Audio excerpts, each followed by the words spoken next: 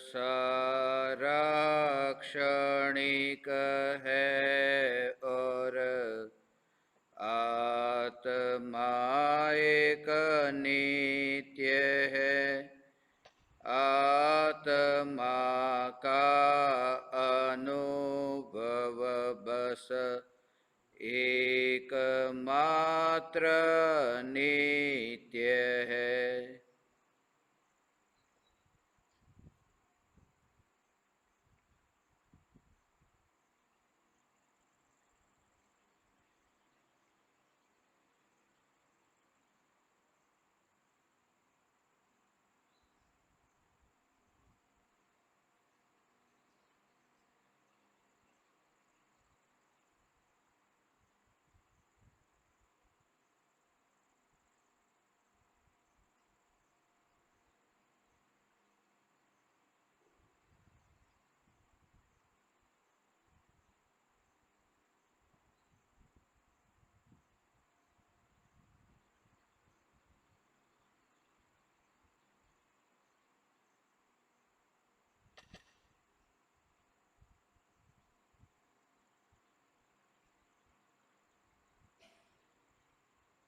चैतन्य स्वभावी भगवान आत्मा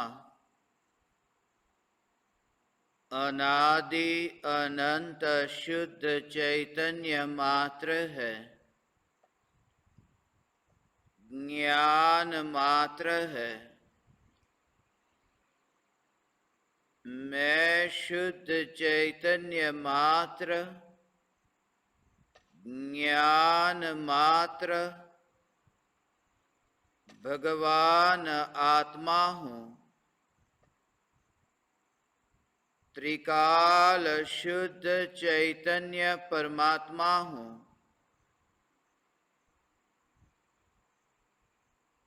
अनंत गुणाधिपति एक ज्ञायक देव हूँ।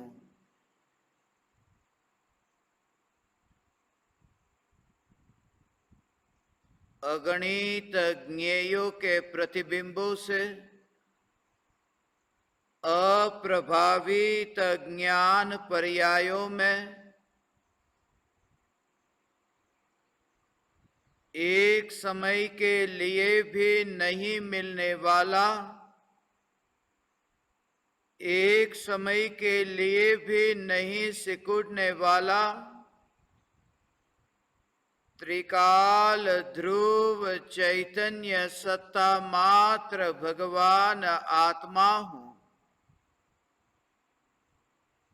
प्रति समय यह जागृति बनी रहे, इस जागृति का नाम धर्म है। देह की प्रत्येक क्रिया के काल में और विकल्पों के बहते प्रवाह के काल में ज्ञानी को प्रति समय यह जागृति रहती है कि मैं चैतन्य तत्व इस देह की किसी भी क्रिया में और विकल्पों के बहते प्रवाह में कहीं भी मिला नहीं हूं। ऐसा शुद्ध चैतन्य तत्व मैं हूं। प्रति समय स्वयं की शुद्ध चैतन्य सत्ता का बोध आत्म जागृति ही धर्म है। चैतन्य तत्व की स्व संवेदन प्रत्यक्ष निर्विकल्प अनुभूति होते ही देह होने पर भी देहातीत दशा प्रकट होती है। इतना ही नहीं, विकल्प होने पर भी विकल्पातीत दशा प्रकट होती है। चैतन्य तत्व की निर्विकल्प अनुभूति होते ही आत्मा में अतीन्द्रिय आनंद का सागर उछलता है, फिर भी ज्ञानी की दृष्टि उस अतीन्द्रिय आनंद के सागर पर भी नहीं जाती और दृष्टि चैतन्य तत्व पर ही टिकी रहती है। यह चैतन्य तत्व ही मैं हूं। चैतन्य तत्व की निर्विकल्प अनुभूति होते ही ज्ञान दीपक प्रज्वलित होता है। ज्ञान दीपक प्रज्वलित होते ही ऐसी यथार्थ श्रद्धा होती है कि मैं त्रिकाल प्रज्वलित ज्ञान दीपक हूं। चैतन्य ज्योति की सत्ता के अतिरिक्त देह रूपी मिट्टी और रागादि विकारी भाव रूपी धुएं में कहीं भी फैला नहीं हूं। ज्ञान दीपक प्रज्वलित होते ही ज्ञानी स्वयं को राख की दीवार का पड़ोसी मानता है और मोक्ष मार्ग का मुसाफिर जानता है। ज्ञान दीपक प्रज्वलित होते ही ज्ञानी यह मानता है कि मेरे चैतन्य महल के पड़ोस में राख की दीवार का निर्माण हुआ है। चैतन्य महल के पड़ोस में ऐसी अनंत राख की दीवारें बनी और बिखरी। अनंत दीवारों का बनना और बिखरना होने पर भी जो चैतन्य महल स्पर्शी रहा, अत्यंत दूर से इस देह को राख की दीवार के रूप में देखने वाली दृष्टि ही सम्यक दृष्टि है। सुमेरु पर्वत के परमाणुओं की भांति इस देह के परमाणुओं को अत्यंत दूर से देखना, यह दृष्टि ही सम्यक दृष्टि है। दृष्टि में ऐसा भेद न दिखे। कुर्सी पर बैठे हैं तो कुर्सी के परमाणु और शरीर के परमाणु, इन समस्त परमाणुओं को जिन्होंने एक ढेर में देखा हो और यह देखा हो कि उस ढेर में चैतन्य परमात्मा तत्व की ध्रुवता नहीं मिली, चैतन्य सत्ता मात्र ज्ञायक देव यही मैं हूं, इस दशा को देह होने पर देहातीत दशा कहते हैं। तरह तरह के चित्र विचित्र विकल्पों की उत्पत्ति होने पर भी उन विकल्पों की उत्पत्ति में, उन विकल्पों की तरंगों में जो वास न करके सागर की गहराई में, चैतन्य सागर की गहराई में शांत सागर का अनुभव करता है, यह ज्ञान सागर, यह चैतन्य सागर मैं हूं। निर्विकल्प अनुभूति, आत्मानुभूति एक समय में होती है। उपयोग अंतर्मुख होता है, निर्विकल्प होता है। अनंत गुणों की पर्याय शुद्ध होकर द्रव्य में जो अभेद हुई, निर्विकल्प हुई है। एक समय के लिए भी वह विकल्प नहीं। यह विकल्प नहीं कि मैं देह हूं और यह भी विकल्प नहीं कि मैं देह से न्यारा हूं। यहां तक कि यह भी विकल्प नहीं कि मैं चैतन्य परमात्मा हूं। तब उस दशा को निर्विकल्प अनुभूति कहते हैं। ऐसी निर्विकल्प अनुभूति, इस अनुभूति का प्रकट होना ही मौन होना है।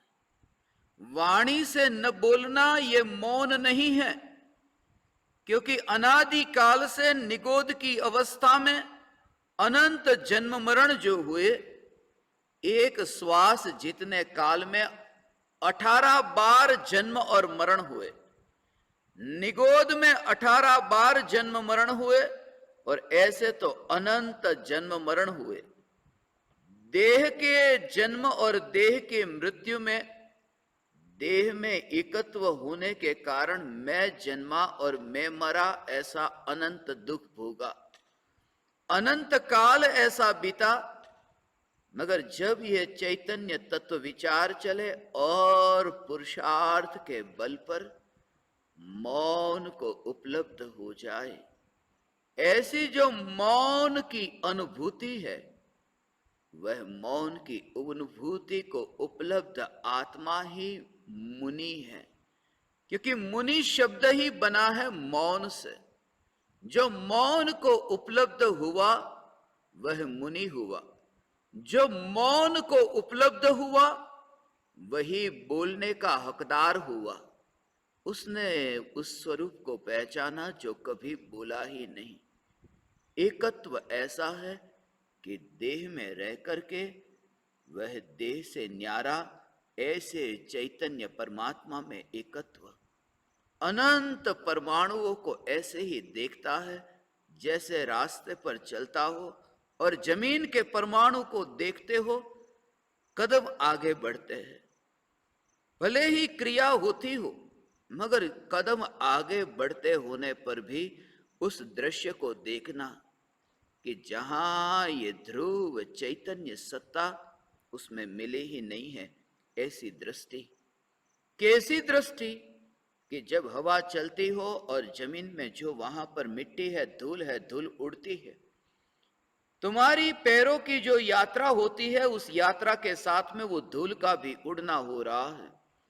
और धूल की उड़ने की वह जो दशा को तुम देखते हो, और ऐसे ही शरीर ये आगे कदम बढ़ते हैं, ये राख की दीवार के परमाणु ये आगे बढ़ते हैं।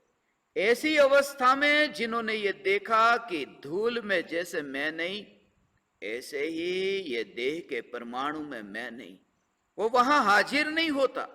दुनिया ये देखती है कि वो वहां पर कदम से कदम आगे बढ़ाकर यात्रा करता है, मगर वह स्वयं को अनुभव करता है कि जिसने एक कदम भी आगे नहीं बढ़ाया, जिसने एक कदम भी आगे नहीं बढ़ाया, अपनी चैतन्य सत्ता में से कदम आगे बढ़ा करके जो जड़ रूप न हुआ, जो निर्विकल्प स्वरूप में से जो विकल्प स्वरूप नहीं हुआ, जिसने एक कदम भी आगे नहीं बढ़ाया।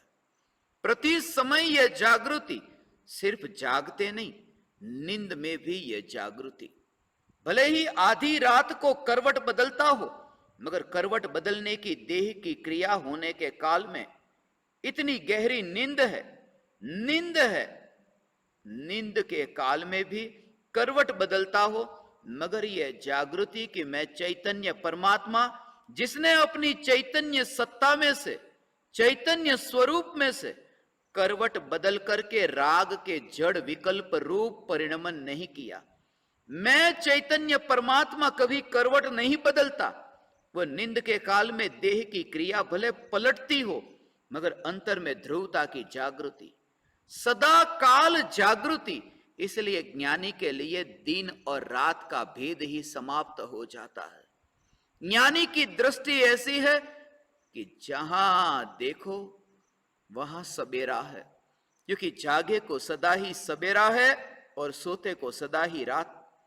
ये ज्ञानी की जागृति प्रति समय बाहर में प्रकृति में परिवर्तन होता हो, मगर परिवर्तन होने पर भी वो प्रकृति के साथ में जीवन नहीं जीता। वह सिर्फ उपस्थित होता है, मगर उनकी अनुपस्थिति इस देह में है, ये दुनिया नहीं देखती। वो देह के परमाणुओं में कहीं पर भी नहीं।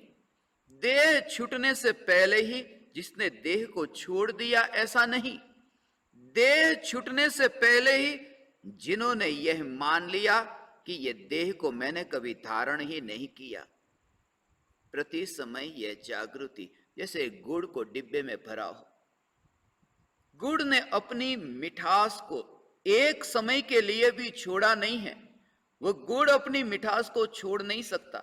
यदि उस डिब्बे में से, उस थैले में से गुड़ को बाहर निकाल दो, गुड़ को बाहर निकाल करके उस थैले को उल्टा करो, वह थैला थोड़ा थोड़ा मीठा लगता है। वह जो मीठापन है, वह मीठापन भी थैले का नहीं है, वह मीठापन भी गुड़ का है। क्योंकि थैले का स्वभाव ही नहीं है मीठापन, वह गुड़ का स्वभाव है। प्रति समय यह जागृति कि यह राख का बना थैला, जब भी ज्ञानी को सर्दी गर्मी ये अनुभव हो, अंतर में यह जागृति कि यह ज्ञान की अनुभूति हो रही है। क्योंकि इंद्रियों के परमाणु में तो अनुभूति का वो लक्षण ही नहीं है, स्वभाव ही नहीं है। ऐसा मैं त्रिकाल ध्रुव ज्ञायक देव हूं भगवान, ऐसा ये ध्रुव चैतन्य परमात्मा मैं हूं। अनंत परमाणुओं को देखता है पहाड़ की भांति, और ये देखता है कि ज्ञान की निरंतर बहती ये निर्मल धारा, उस निर्मल धारा में कहीं पर भी अंतराल नहीं, कहीं पर भी रुकावट नहीं। क्योंकि जहां पहाड़ है, जहां पर्वत है, वहां नदी का प्रवाह नहीं, और नदी का प्रवाह जहां बहता है वहां पहाड़ नहीं। ये भेद जिन्होंने देखा, मेरा जो ये जानना जानना जानना निर्विकल्प हो रहा है, ये निर्विकल्प ऐसा जानने रूप परिणमन भगवान, जिसमें ये देह का पहाड़ बीच में है ही नहीं। ऐसे इस देह के परमाणु को अत्यंत दूर से देखना कि मेरी जहां सत्ता है, उस सत्ता में, उस अस्तित्व में ये परमाणु कहीं पर भी नहीं है। प्रति समय जागृति कि मैं चैतन्य परमात्मा हूं। बोलने की क्रिया के काल में दृष्टि मौन की ओर है। एकेंद्रिय की अवस्था में सभी एकेंद्रियों को मौन होता है, वाणी नहीं होती। वाणी दो इंद्रिय से प्रारंभ होती है, मगर वह जो मौन था वह वाणी का मौन था। वह जो मौन था वह मजबूरी का मौन था। और अभी जो ये दशा प्रकट हुई, ये मौन वाणी का नहीं है, ये मौन विकल्पों का है। और ये मौन मजबूरी से नहीं है, ये मौन अपूर्व पुरुषार्थ के फल से प्रकट हुआ है। मौन की अनुभूति, विकल्प शांत हो गए कि निर्विकल्प प्रकट हुआ, निर्विकल्प प्रकट हुआ। ऐसी ही ये दशा है मौन की अनुभूति। हे चैतन्य परमात्मा, राख की दीवार से विदा होने से पहले, इस देह के अनंत परमाणुओं से विदा होने से पहले, उस ध्रुवता में स्थिरता हो, उस ध्रुव चैतन्य सत्ता में उपयोग ऐसा डले कि अब जग में जहां देखे वहां ज्ञान का ही अनुभव होता है। इसलिए मुनिवर राम सिंह ये कहते हैं, मैं वन जंगल में, गुफा में, पहाड़ में, पशु पक्षियों में, वृक्ष, नदी, तालाब, सरोवर, मैं जहां जहां देखता हूं वहां मुझे ज्ञान ही जानने में आता है। मुझे ज्ञान ही जानने में आता है, मुझे आत्मा ही जानने में आता है। मैं जहां जहां देखता हूं वहां मुझे आत्मा जानने में आता है। इसलिए अब यह शंका होती है कि मैं किस पर राग करूं और किस पर द्वेष करूं, क्योंकि कोई पराया मुझे जानने में नहीं आता। मेरी दृष्टि में तो जहां देखूं वहां चैतन्य चैतन्य चैतन्य ही मेरी दृष्टि में है। मेरे हाथ में जो दर्पण है, ये दर्पण सब जगह घूमता है, सामने की दीवार पर, आपकी ओर, अलग अलग जगह पर यह दर्पण घूमता है, मगर मेरा ध्यान दर्पण की ओर है। दर्पण में जो पदार्थ प्रतिबिंबित होते हैं, उन पदार्थों की ओर नहीं। भले ही वे प्रतिबिंबित हो, उनको मैंने दर्पण में खींच करके लाया नहीं, वे दर्पण में आए नहीं, सिर्फ प्रतिबिंबित हुए। मेरी दृष्टि सिर्फ दर्पण पर है और मैं ये मानता हूं कि मैं दर्पण का मालिक हूं। दर्पण में पदार्थ प्रतिबिंबित होते, उनका मालिक मैं कैसे हो गया? गाड़ी लेकर निकलते हैं, साइड ग्लास में कितनी ही गाड़ियां पीछे से प्रतिबिंबित होती है। यह तो नहीं मान लेते कि उन गाड़ियों का मालिक मैं हूं। यही श्रद्धा है कि मैं अपनी गाड़ी का मालिक हूं। अपने हाथ में जैसे दर्पण लेकर के निकले और दर्पण में ही एकत्व, ऐसे ही ज्ञानी की यह दृष्टि। न तो जगत में, न तो जगत को जानने वाली ज्ञान दर्पण की अवस्था में। ये दोनों बातें समझने जैसी कि सामने जैसे कुर्सी है और कुर्सी दर्पण में प्रतिबिंबित हुई। जब वह कुर्सी दर्पण में प्रतिबिंबित होती है तब मेरी दृष्टि, मेरा एकत्व उस कुर्सी में नहीं है और मेरा एकत्व दर्पण में, जो कुर्सी प्रतिबिंबित होती है, ऐसी जो दर्पण की अवस्था हुई। जैसे 1 बजे कुर्सी प्रतिबिंबित हुई तो 1 बजे जैसी कुर्सी का रूप है, ऐसा ऐसा कुर्सी का नहीं, कुर्सी जैसा ऐसा रूप यहां दर्पण में तैयार हुआ। यह अवस्था तैयार हुई। यह जो दर्पण की अवस्था तैयार हुई है वो कुर्सी ने नहीं की, कुर्सी के कारण नहीं हुई। यह अवस्था जो तैयार हुई है, यह अवस्था दर्पण की अपनी योग्यता से हुई, क्योंकि दर्पण का स्वभाव है। यह दर्पण की अपनी योग्यता से वो ऐसी अवस्था तैयार हुई। वो कुर्सी यहां उस अवस्था को तैयार करने नहीं आई। जब वह अवस्था तैयार हुई तब यह जागृति कि न तो मुझे कुर्सी में रस है, न तो मुझे कुर्सी जहां प्रतिबिंबित हो रही है उस प्रतिबिंबित होने वाली उस अवस्था में रस है। दोनों में रुचि नहीं, सिर्फ सत्ता। दर्पण का मालिक मैं हूं। वर्तमान में दर्पण की अवस्था कैसी है उस पर भी जोर नहीं, कुर्सी पर जोर नहीं, ऐसे ही दर्पण की अवस्था पर भी जोर नहीं, सिर्फ स्वच्छ दर्पण। क्योंकि ये जो दर्पण में अभी अवस्था तैयार हुई पलट जाएगी। अभी दर्पण ऐसे यहां से घुमा और इस ओर गया तो अब दीवार प्रतिबिंबित होगी, तो दर्पण की अवस्था बदलेगी। दर्पण की अवस्था प्रति समय बदलती है, मगर दर्पण की स्वच्छता नहीं बदलती। वह स्वच्छता यह स्वभाव है, यह नित्य स्वभाव है। और उस स्वच्छता की श्रद्धा, उस श्रद्धा के कारण तुम निश्चिंत रहते हो कि कोई भी पदार्थ प्रतिबिंबित हो, दर्पण स्वच्छ है और मैं ही इसका मालिक हूं। सम्यक दृष्टि ज्ञानी धर्मात्मा को यह जागृति है कि कोई भी ज्ञेय ज्ञान में प्रतिबिंबित हो, कोई भी पदार्थ मेरे ज्ञान की पर्याय में जानने में आए, न मुझे पदार्थ की रुचि है, न मुझे ज्ञान की अवस्था की रुचि है। मैं देखता हूं ज्ञान की स्वच्छता को जो सदा काल है और मेरा एकत्व है, मेरा अहमपना है कि यही मैं ऐसा ध्रुव चैतन्य परमात्मा भगवान।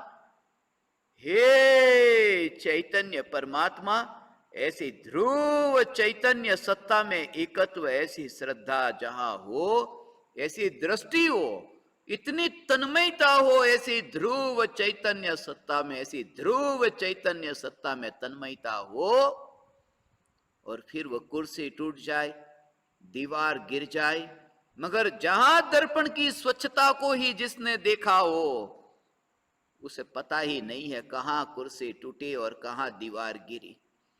ऐसी एकाग्रता देह में से बाहर निकले उससे पहले ही जिन्हें प्रकट हो गई, ये देह में आना सफल हो गया।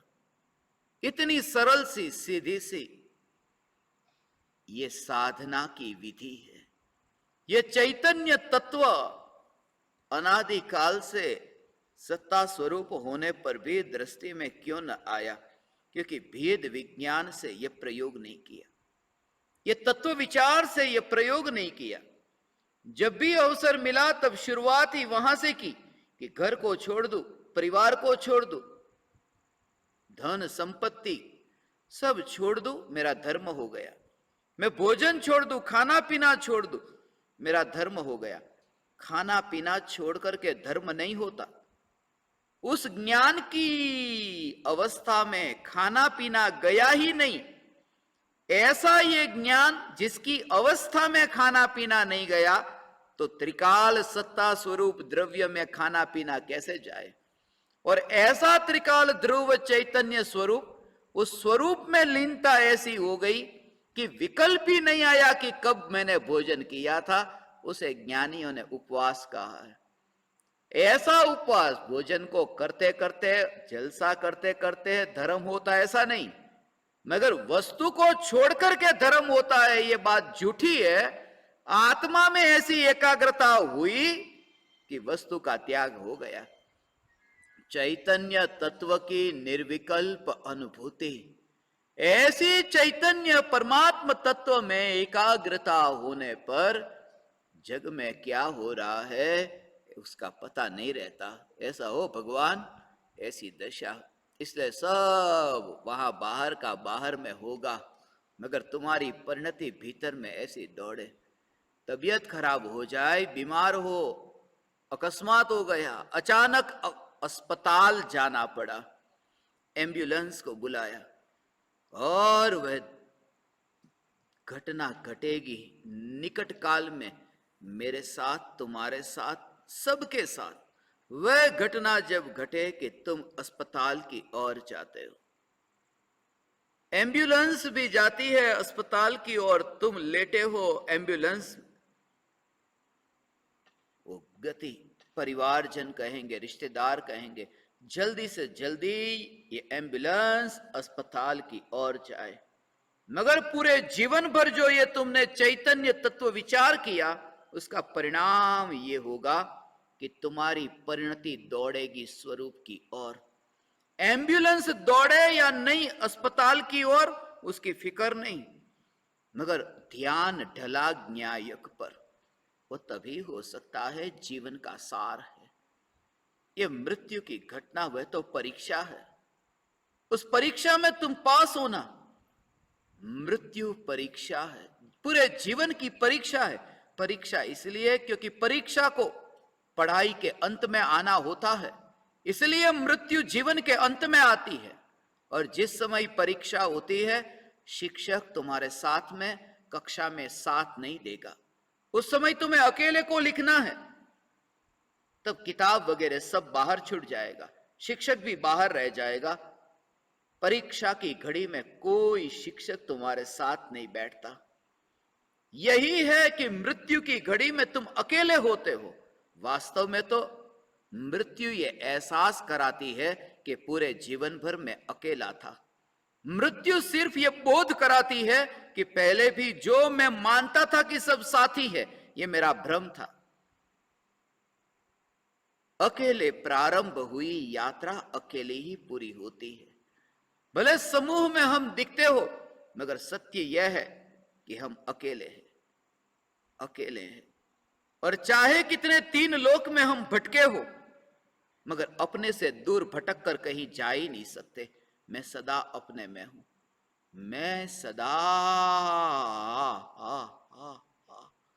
ऐसा में त्रिकाल ध्रुव ज्ञायक देव भगवान, ऐसा ध्रुव ज्ञायक देव, ये प्रकृति से लिए हुए उधार परमाणु, ये अनुबंध है, ये कॉन्ट्रैक्ट है, ये किराए पर लिए हुए परमाणु है। ये राख का खिलौना जो मिला है, ये राख का खिलौना, ये प्रकृति से मिली हुई उधार भेंट है। ये राख का खिलौना मैंने प्रकृति से उधार मांग करके लिया है। और भावना भाता हूं, खिलौना टूटने से पहले बच्चा जाग जाए, खिलौना टूटने से पहले मुनि धर्म अंगीकार हो जाए, वह दशा आएगी निकट काल में। दे कहां है? पहाड़ पर, गुफा में, नदी के तट पर, वन जंगल में या फिर स्मशान में, इस देह का पता ही नहीं। ऐसी चैतन्य की मस्ती, ऐसी चैतन्य तत्व में ऐसी एकाग्रता कि पता ही न चले। शियाली आकर के मुनिराज के शरीर को खा जाए, मगर वह शरीर के परमाणु खाए जा रहे, उसकी ओर ध्यान न जाए। अभी तो सुई चुभती है कि पता चलता है, सुई चुभे तो दर्द होता है, सुई चुभे तो दूर की बात, सुई चुभी ऐसा सुनकर के ही, कल्पना से ही वो दर्द पता चलता है।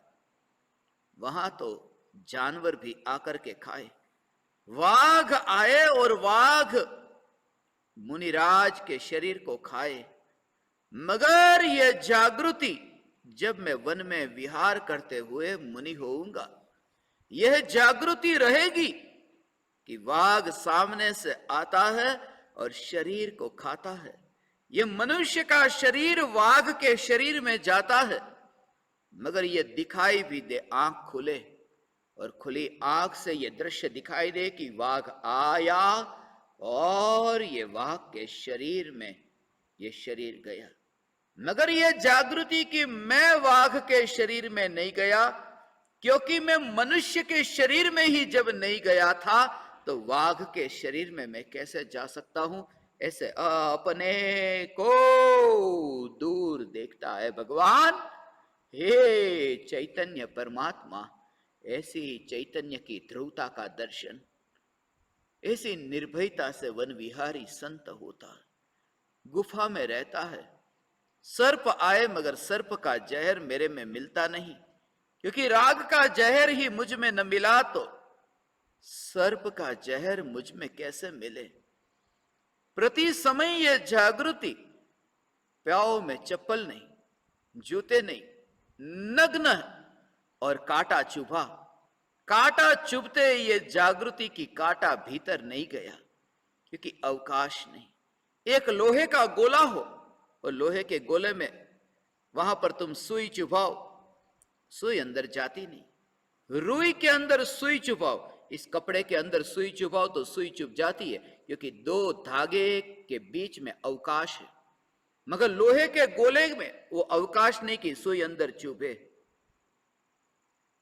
ऐसी चैतन्य की घनता, शुद्ध बुद्ध चैतन्य घन ऐसा दृष्टि में है कि जब वह कांटा पैर में चुभता है, मगर जागृति है कि अखंड ध्रुव ज्ञायक देव में जो अखंड है, जहां अवकाश नहीं, जहां अवकाश नहीं। ये कपड़ा बना है अनंत परमाणुओं से, मैं अनंत वस्तुओं से मिलकर नहीं बना, मैं एक हूं, अखंड हूं, इसलिए वस्तु का प्रवेश नहीं हो सकता।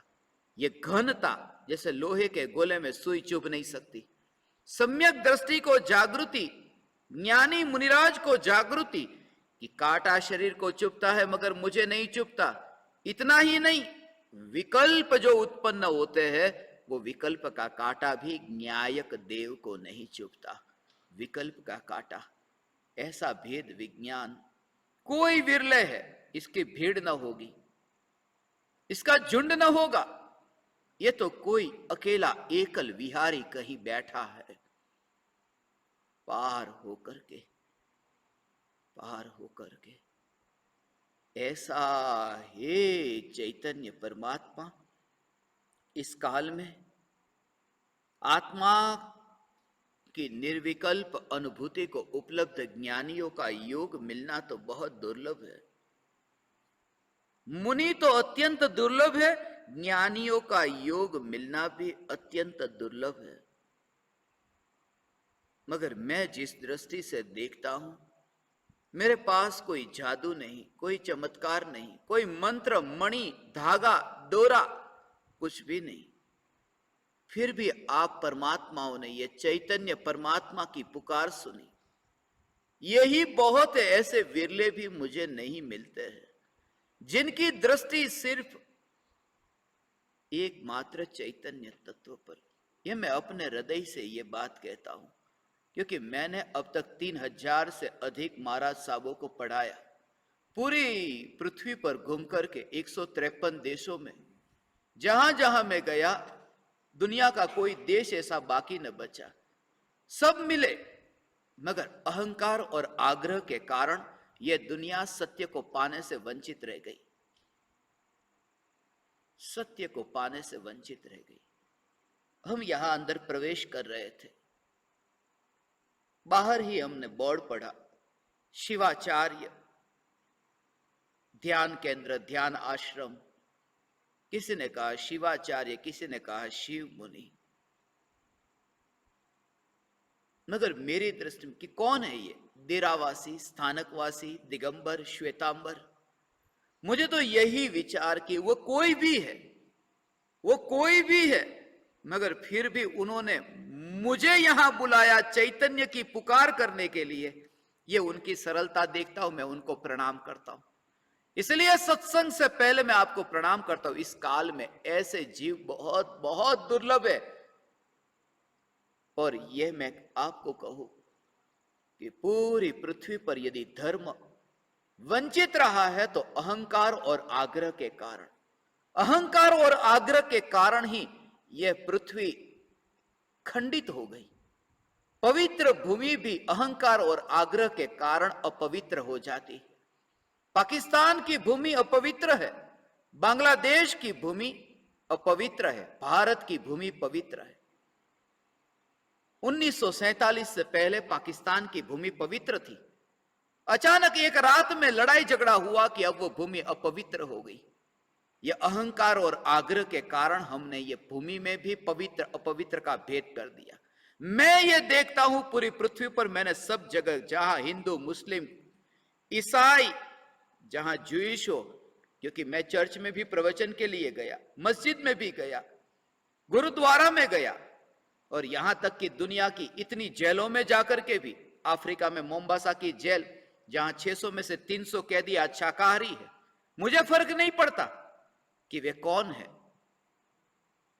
उनका चेहरा देखो तो पता चले, अंधेरे में उनका चेहरा ना देखे, काली चमड़ी वाले।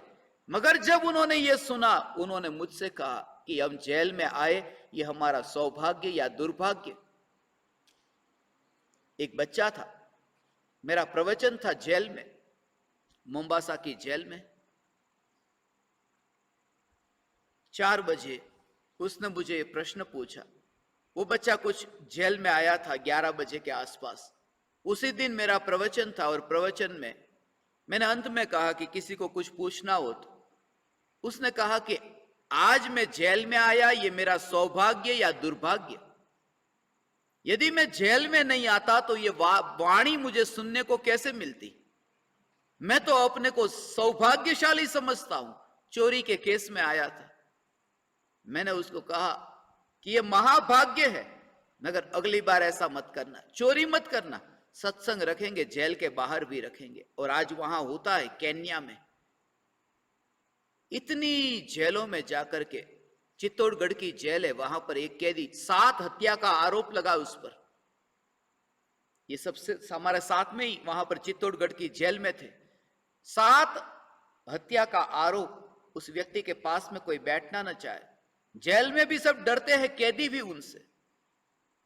मगर कपड़ा कितना भी गंदा हुआ हो, उसमें से मैल धुल सकता है, कपड़े को फेंकना मत। मैं उनसे यही कहता। और सत्संग के अंत में जब मैं उनसे मिला, उन्हें मैंने गले लगा करके उन्हें चैतन्य चैतन्य चैतन्य की पुकार। उस समय ही उसने चप्पल उतार दी। उसने चप्पल उतार दी और कहा कि आज के बाद मैं चींटी को न मारूंगा। परिवर्तन आ सकता है, कितना भी पाप हो। दृष्टि ऐसी कि कौन कितना पापी ये नहीं, ये चैतन्य चैतन्य चैतन्य चैतन्य परमात्मा की पुकार सुनने के लिए आपके अंतर में ये अहोभाव जगा, हे चैतन्य परमात्मा। बस यही दृष्टि, कोई पक्षपात नहीं। इसलिए मैंने पूरी पृथ्वी पर कहीं पर भी यह नहीं कहा जैन धर्म हमारा धर्म। अधिकार नहीं जमाया हमने, महावीर भगवान पर अधिकार जमाया। महावीर भगवान हमारे भगवान। जब किसी कुएं पर किसी का अधिकार जम जाता है तो उस कुएं का पानी सबको मिलना वंचित रह जाता है, नहीं मिल सकता, क्योंकि एक व्यक्ति ने अधिकार जमा लिया। महावीर भगवान की वाणी इस पृथ्वी पर ऐसी फैल सकती थी जो मैंने आत्मसिद्धि शास्त्र परम कृपालु देव श्रीमद राजचंद्र जी की रचना 153 देशों में अब तक पहुंची और 415 भाषाओं में उसका अनुवाद किया। 1 लाख केंद्र पर यह कृपालु देव की वाणी, क्योंकि जैन धर्म के जो 1500 शास्त्र है, सभी संप्रदाय के सभी भाषाओं में कोई भी शास्त्र का कोई भी पन्ना लेकर के आओ, मैं आपको बताऊंगा कि वो जो वाक्य लेकर के आप आए हो वह वाक्य आत्मसिद्धि शास्त्र की कौन सी गाथा में है। और ऐसे हमने दुनिया के अलग अलग देशों में प्रयोग किए और परम कृपालु देव श्रीमद राजचंद्र जी ने आत्मसिद्धि शास्त्र में कहीं पर भी यह नहीं लिखा। ये श्वेतांबर, दिगंबर, हिंदू, जैन, मुस्लिम किसी संप्रदाय और मत का नाम ही नहीं लिया। ये समय इतना अल्प है। दूसरे झूठे ये निंदा करने का समय नहीं। टेलीविजन पर जो एडवर्टाइज आती, पहले आती थी वो निरमा वॉशिंग पाउडर की एडवर्टाइज, कि 30 सेकंड की एडवर्टाइज होती, उसमें वो बोलते हैं निरमा निरमा निरमा निरमा निरमा निरमा निरमा वॉशिंग पाउडर निरमा निरमा निरमा। वो ऐसा कभी नहीं कहते कि व्हील खराब है, रीन खराब है, दूसरे कोई साबुन खराब है, क्योंकि 30 सेकंड के उन्होंने लाखों रुपये चुकाए। उसमें अपने गुणगान नहीं गाएंगे और दूसरे के नाम लेंगे तो अपना नाम कब लेंगे। और किसी को पता ना हो कि वो व्हील और रीन थे, उनको भी पता चलेगा, उनकी एडवर्टाइजमेंट हो जाएगी, इसलिए वो अपना ही। इसलिए ज्ञानी हमेशा चैतन्य चैतन्य चैतन्य, कौन झूठे वो मुझे नहीं कहना, बस पूरा जोर चैतन्य, क्योंकि आयुष्य इतना अल्प है, बुद्धि इतनी अल्प है, देह में शक्ति इतनी अल्प है और चैतन्य की रुचि भी इतनी अल्प है। ऐसे इस काल में इस भूमि पर कोई दूसरा चैतन्य की रुचि वाला मिल जाए वो भी महा महा महा दुर्लभ है। एक ज्ञानी दूसरे ज्ञानी को मिले ये तो महादुर्लभ, मगर एक ऐसा व्यक्ति जिसको चैतन्य, ये सुनते ही हकार आता है, बात तो यही। और दूसरा व्यक्ति ऐसा कि जिसे चैतन्य सुनकर के हकार आता हो, ऐसे 2 व्यक्तियों का मिलना भी महादुर्लभ है इस काल में। काम एक आत्मार्थनु बीजो नहीं मन रो। हे ज्ञान दीपक, हे चैतन्य परमात्मा, प्रति समय यह जागृति मृत्यु और क्षणिक के बोध के बल पर तुम नित्य की यात्रा की ओर आगे बढ़ो। अभी पता नहीं मैं यहां हूं, अगले समय कहां होऊंगा। फूल को पता नहीं, अभी तो माली के पास है, रात्रि का समय है, माली के पास है, सुबह वह मंदिर में जाएगा या स्मशान में जाएगा, कुछ भी पता नहीं। प्रति समय यह जागृति कि मैं सुबह कहां होऊंगा मुझे पता नहीं, मगर इतना पक्का है कि फूल मंदिर में जाए या स्मशान में जाए, फूल में से खुशबू जहां रहेगा वहां पर फैलेगी। मैं कहीं पर भी रहूं, मगर मैं अपने चैतन्य की मस्ती के बाहर कहीं पर भी नहीं। ऐसी चैतन्य की मस्ती, ऐसी चैतन्य की मस्ती, देह होने पर भी देहाती दशा प्रकट हो, विकल्प होने पर भी विकल्पातीत दशा प्रकट हो।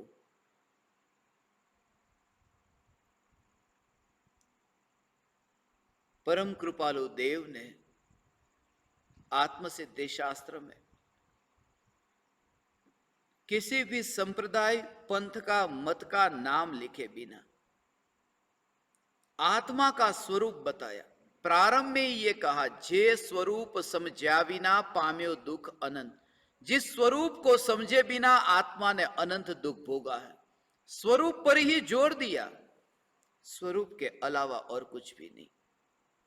आत्मा का स्वरूप, यह स्वरूप कैसा है? दर्पण की भांति निर्मल है, जलती ज्योति की भांति अस्पर्शी है। जैसे अग्नि में उधई नहीं होती है, ऐसे ही सम्यक दृष्टि को जागृति है कि यह त्रिकाल जलती चैतन्य ज्योति में राग और द्वेष के विकारी भावों की उदय है ही नहीं। यह जागृति, तरह तरह के दृश्य पर्दे पर दिखाई देते हैं, मगर वह सब दृश्य है, वहां पर कुछ भी नहीं, वे सिर्फ दृश्य है।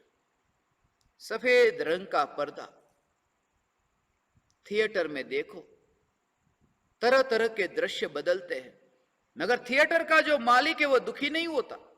अग्नि के दृश्य से, पानी के दृश्य से, तलवार चाकू के दृश्य से उसे पता है कि पर्दा अखंड है, पर्दा स्वच्छ है, पर्दा सफेद है। उसे श्रद्धा है, इस वजह से कोई भी दृश्य आए, जो लोग देखने गए वो तरह तरह के राग द्वेष करके वापस लौटते हैं। मगर थिएटर का मालिक है, वो देखता है पर्दा मेरा है, पर्दा स्वच्छ है, उसे कोई फर्क नहीं पड़ता कौन सा दृश्य। कोई भी विकार का भाव आत्मा में उत्पन्न हो, ये ज्ञान रूपी ये जो चैतन्य पर्दा है, उस पर्दे की स्वच्छता को देखो भगवान, तो पाओगे कि यही मैं हूं। ये तरह तरह के दृश्य प्रतिबिंबित हो रहे हैं, तरह तरह के दृश्य प्रतिबिंबित हो रहे हैं, मगर ये पर्दा स्वच्छ है। ऐसे ये असंख्य प्रदेशों में व्याप्त ये ज्ञान, ये चैतन्य परमात्मा असंख्य प्रदेशों में व्याप्त रह करके भी जो अखंड रहा, ऐसा में अखंड चैतन्य परमात्मा दृश्य तरह तरह के आए, अग्नि, पानी, तलवार और चाकू के दृश्य आए, क्रोध की अग्नि हो या मान की शीतलता हो, या फिर मायाचार और लोभ के तलवार चाकू के दृश्य हो, मगर यह जागृति कि मैं ध्रुव ज्ञायक देव हूं। और ऐसा विचार करते करते ज्ञाय ज्ञाय ज्ञाय ज्ञाय ज्ञायक ये विचार करते करते वह ऐसी दशा सहज आती है कि देह का ध्यान ही न रहा, रुचि बढ़ती जाती है। रुचि इतनी बढ़ी कि बाहर में कहीं पर भी ध्यान नहीं जाता, अहोभाव बढ़ा। रुचि बढ़ी कि बाहर में ध्यान नहीं जाता, ध्यान अंतर्मुख हो जाता है, एकाग्रता सहज ही अंतर्मुख हो जाती है। दुकान पर व्यापारी को देखते हो, इतने ढोल नगारे बजते हो, वो बात कर रहा है अमेरिका फोन में, दूसरे व्यापारी से कह रहा है कि मेरे धन का क्या होगा, ये भी कहता है कि अब इतना व्यापार करना है, बिजनेस करना है, ये बातें चल रही है। रास्ते से बारात निकली, ढोल नगारे बजते हैं, मगर बोलता तो नहीं है कि तुम ढोल नगारे मत बजाओ, क्योंकि रुचि है। और यदि उस व्यक्ति को कोई पूछे कि यहां थोड़ी देर पहले बारात निकली थी, वो कहेगा मुझे पता नहीं, मेरी बात चल रही थी अमेरिका। अमेरिका की आवाज उसके कान तक पहुंच गई, यहां रास्ते पर जो ढोल नगारे बजे वो उसके कान तक नहीं पहुंचे। मैं ये कहता हूं कि भागना नहीं है, तुम जहां हो वहां रह करके यदि तुम्हें चैतन्य परमात्मा तत्व की रुचि हो तो उपयोग अंतर्मुख होता है भगवान। ऐसा ऐसा है, ऐसा है, ऐसा है, ऐसा है। तीर्थंकर परमात्मा की दिव्य ध्वनि सुनते सुनते जीवों को सम्यक दर्शन हो जाता है, मुनि हो जाता है। तीर्थंकर भगवान की दिव्य ध्वनि सुनते समोसरण में केवल ज्ञानी हो जाता है। गया था कोई अज्ञानी, मगर वहां गया कि केवली हो गया, अंतर न रहा। ऐसा अपूर्व पुरुषार्थ। मगर वह वाणी भी एक प्रकार का कोलाहल है, ध्वनि है, भाषा वर्गना है, टकराना है, आवाज है, मगर यह नहीं कहता कि भगवान आपकी वाणी बंद कर दो। वाणी सुनते सुनते यह तत्व विचार चला। यह तत्व विचार चलते चलते ऐसी अंतर्मुख दृष्टि हुई कि ध्यान में लीन हुआ।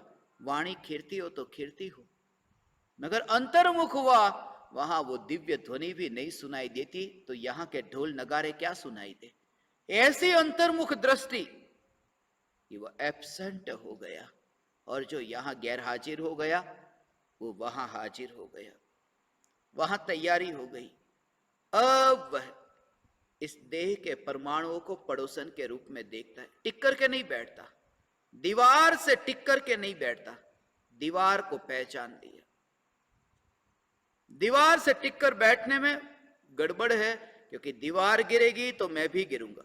यदि टिक करके बैठा, पहले से फासला रखा, तो दूर से देखता है दीवार तो गिर रही है मगर मैं नहीं गिर रहा हूं। ये ध्रुव चैतन्य, इस दीवार को अत्यंत दूर से मैं देखता हूं। हे चैतन्य परमात्मा, तुम इस राख की दीवार को, मैंने इसको राख की दीवार कहा। मृत्यु के बाद राख होगी ऐसा नहीं, कि हमने तो इतनी माया की है, राख को भी राख के रूप में नहीं देखा। दुनिया ये कहती है कि जो राख है, गंगा में पधराने जाना है, गंगा में बहाने जाना है, वो राख नहीं बोलते, वो बोलते फूल, फूल पधराने जाना है। ये माया है। हमने अच्छे अच्छे नाम दिए कि कभी वैराग्य न आ जाए। राख को भी फूल कहा, दिखाई देता है। बचपन में मैं देखता था स्मशान में जाकर, 7 बरस का था, स्कूल छोड़ करके मैं स्मशान में जाकर देखता, कहीं देखूं ये फूल किधर है, कहीं पर भी फूल नहीं दिखाई देते। राख है।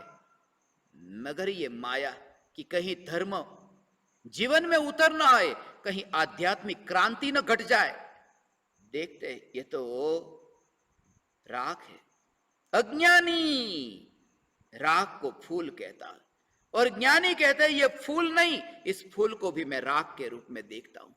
जब राख होगी तब नहीं, अभी मैंने राख के रूप में देखा। ये राख की दीवार है। इस राख की दीवार के अंदर भले ईंट नहीं है, पत्थर नहीं है, मगर हड्डी तो है। भले सीमेंट और रेत नहीं है, मगर मांस तो है। भले पानी नहीं है, मगर खून तो है।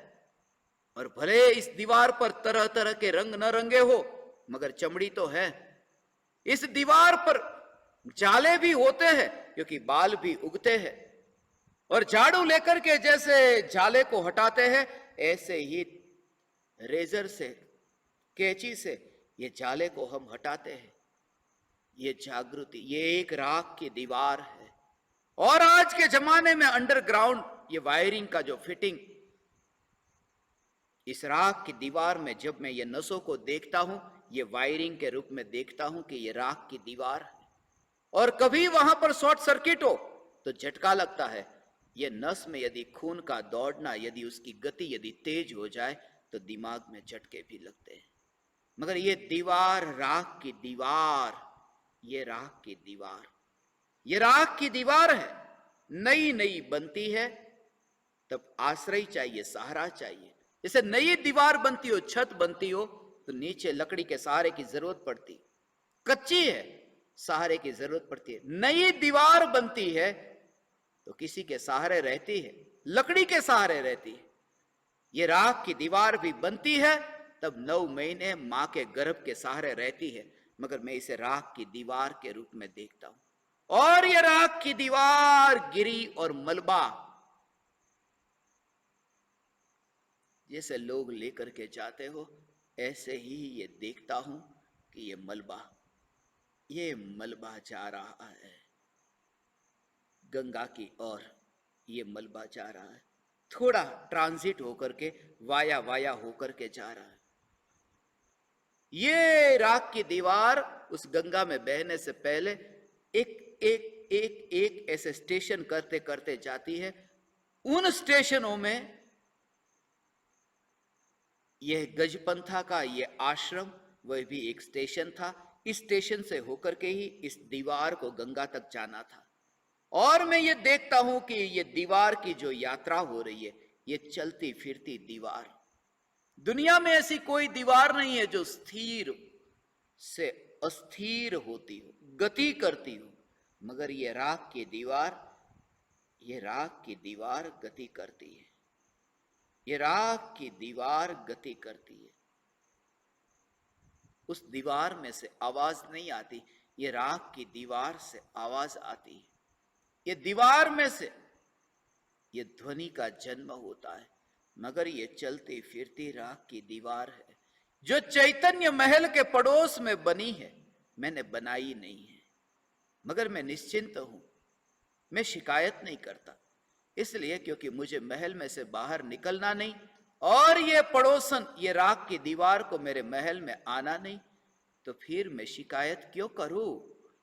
मैं अपने चैतन्य महल की ज्ञान की खिड़की से अत्यंत दूर से मेरी पड़ोसन को मैं देखता हूं, ये देखता हूं प्रति समय ये जागृति। लोग तो दीपावली के समय अपने मकान की सफाई करते हैं, घर की सफाई करते, दीवार को धोते हैं, साल में एक बार दीवार की धुलाई करते हैं, मगर यहां तो रोज स्नान करके ये राख की दीवार की धुलाई होती है। यह जागृति, यह जागृति देह की प्रत्येक क्रिया के काल में और विकल्पों के बहते प्रवाह के काल में ये भेद विज्ञान, चैतन्य परमात्म तत्व, ये चैतन्य परमात्म तत्व यही मैं हूं, यही मैं हूं। आप परमात्माओं को ऐसे कोरोना के काल में भी हम आने से पहले ये सोच रहे थे कोरोना इतना है, जाना या नहीं जाना, जाना या नहीं जाना। जिनको चैतन्य परमात्मा की इतनी रुचि तो नहीं जगी, मेरे जितनी रुचि तो नहीं जगी है, आपको मेरे जितनी रुचि तो नहीं जगी है, फिर भी आप अपनी जिंदगी को जोखिम में डाल सकते हैं, तो मुझे तो ज्यादा रुचि जगी है, मुझे अवश्य जाना चाहिए। ये विचार करके कि जिनको इतना भाव आया है, मरना तो है ही, मगर ये सत्संग न छूटे, सत्संग न छूटे, इसलिए मैंने किसी भी अवस्था में शरीर साथ दे या न दे, ये अवसर मैंने कभी भी नहीं गवाया। शरीर इतना घायल हुआ हो तो भी सत्संग का अवसर मैंने नहीं गवाया। मुंबई में 78 घंटे तक नॉन स्टॉप सत्संग चला था, सुनने वाले थे, 3 रात और 3 दिन बीत गए, सुनने वाले थे, भाव से सुनते थे। सत्संग में दिन रात बीत जाते हैं। आपकी भी ये रुचि देख करके मुझे यहां आने का भाव आया। पिछले कुछ दिनों से आप भी वहां पर सत्संग के लिए पधारते थे। 3 दिन की शिविर हुई। अक्सर ये मेरी साधना भूमि होने के कारण मेरा अक्सर यहां आना होता है। गजपंथा की भूमि मेरे क्षणिक का बोध और नित्य के अनुभव की भूमि है। यही मेरा काशी है, यही मेरा मक्का है, यही मदीना है, यही जेरूसलेम है और यही मेरा वेटिकन सिटी है। तुम जो कहो मेरा समेत शिखर, गिरनार, पावापुरी, ये सब ये मेरा गजपंथा। इसलिए गजपंथा की भूमि पर मैं आया और इस निमित्त से आप परमात्माओं के संग मेरा इतना सत्संग हुआ।